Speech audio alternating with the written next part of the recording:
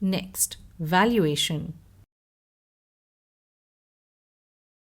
The valuation of a target company is the maximum price which the buyer would pay. The seller can also quote his own value based on shareholding or business.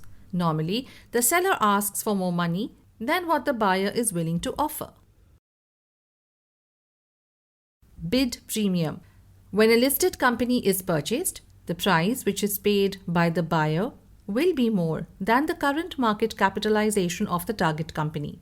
This premium persuades the shareholders to sell the shares to the bidder rather than in the market. The buyer has to keep in mind that the premium paid is not very high. Valuation techniques. Discounted cash flow (DCF), asset value, breakup value, price earnings ratio using historical bid analysis.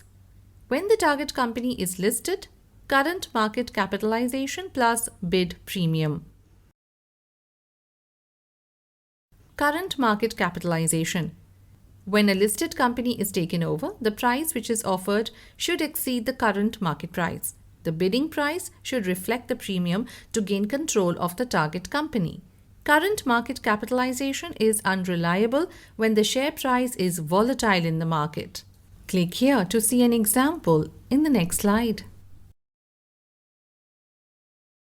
Example: Citicorp and the Travelers Group announced their plans for a merger worth $166 billion in April 1998 to create the world's largest financial services organization named Citigroup.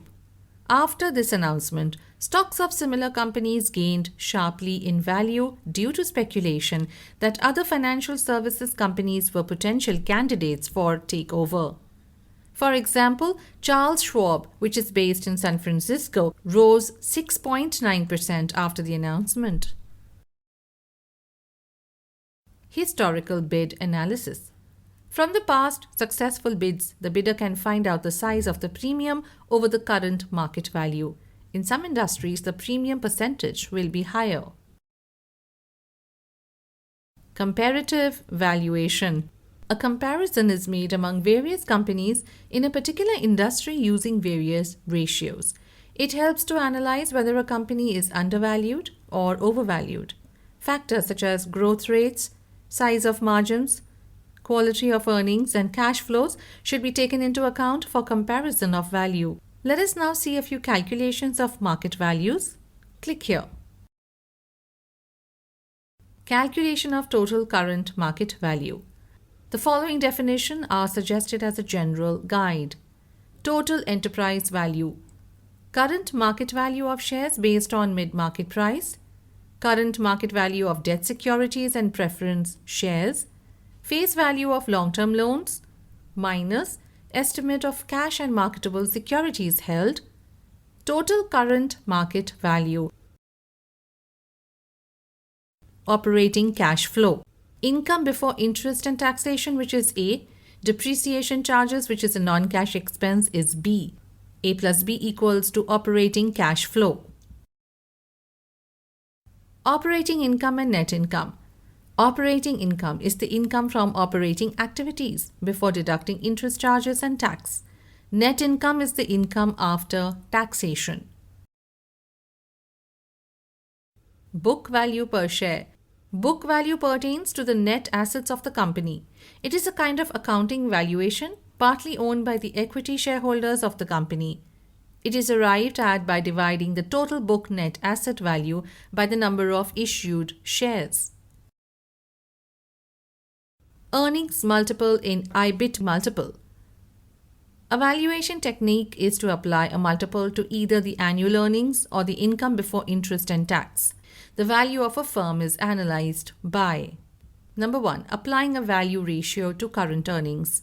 Number 2. Applying a value ratio to expected earnings in the current year. Click here to see an example in the next slide. Example: Negotiation is going on between the company Alpha and 3 owner directors of Beta for the purchase of Beta.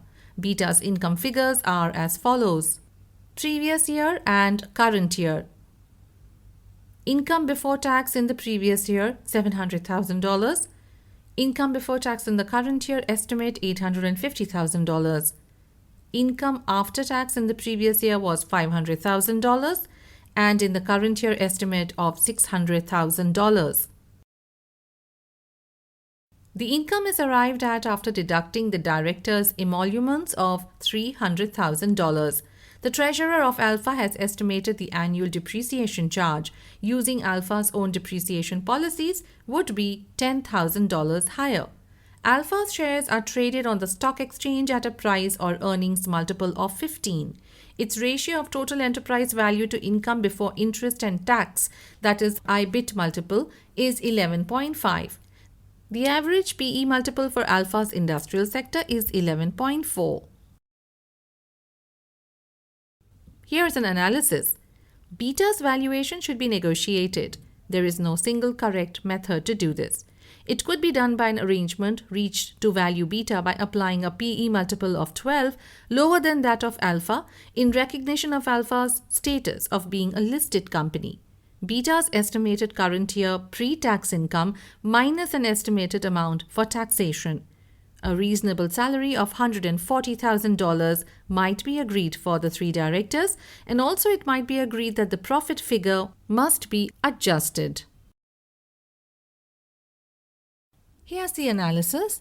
Income before tax estimated at $850 plus the director's salaries actual $300, which brings the total to $1,150, minus commercial salaries for directors at $140, which is now at $1,010, minus the depreciation policy adjustment of $50, revised income before tax $960, taxation with an estimate of 31% $298.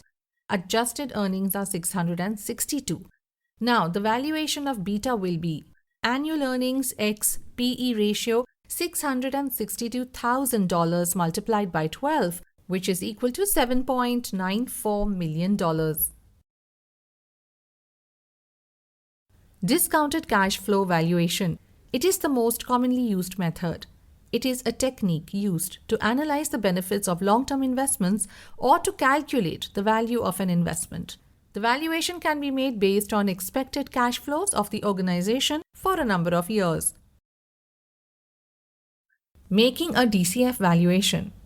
Make an estimate of the expected free cash flow of the target company. Analyze the benefits from synergy, example cost savings. Allocate funds for future investments that would be required. Allow for any anticipated benefits from the resale of an asset or part of the acquired company. Decide on the annual return on the investment. Make the present value calculation. Estimating cash flows.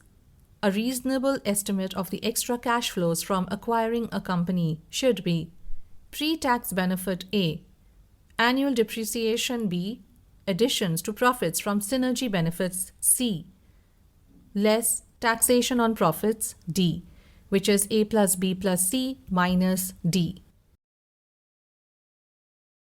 DCF mathematics. The mathematics of DCF is simple. The time value of money must be taken into account before making an investment. A dollar which is to be earned in future has less value than the dollar which is earned today. For example, at an inflation rate of 10% per annum, $110 in 1 year's time is the equivalent of $100 now. Converting a cash flow. Cash flow earned in future needs to be converted to the present value. The formula for conversion is on your screen. PVO is the present investment value of a future cash flow. FVN, which is future cash flows in N years. N is the number of years of cash flow and R is the inflation rate. Let's take a look at breakup value. Certain companies are acquired in order to break up the business and assets and sell it to different buyers. The businesses with more assets but poor profitability become victims of such bids. The market capitalization and market or book value ratio of such companies will be low. Here's a question. The buyer would be paying the price for the target company which he is going to purchase. The seller fixes the price based on his business.